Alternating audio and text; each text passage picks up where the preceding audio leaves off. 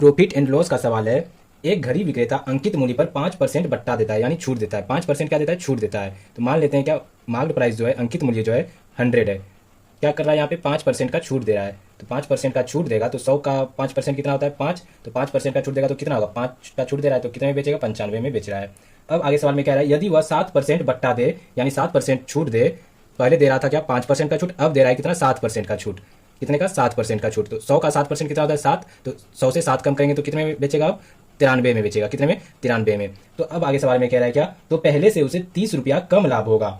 घड़ी का अंकित मूल्य कितना है? तो पहले 95 में बेच रहा था, अब 93 में बेच रहा है। तो कितना कम लाभ हो रहा है? 2 कम लाभ हो रहा है। तो 2 यूनिट कम लाभ हो रहा है। लेकिन सवाल में कह रहा है क्या? 30 रुपया कम होगा। तो 2 यूनिट का वैल्यू कितना हो गया? 30 रुपया। तो 1 यूनिट का वैल्यू कितना हो गया? 30/2 यानी 15। कितना हो गया? 15। सवाल में कह रहा है क्या? घड़ी का अंकित मूल्य कितना है? तो घड़ी का अंकित मूल्य कितना माने थे? 100 यूनिट। तो 100 यूनिट का वैल्यू कितना हो जाएगा?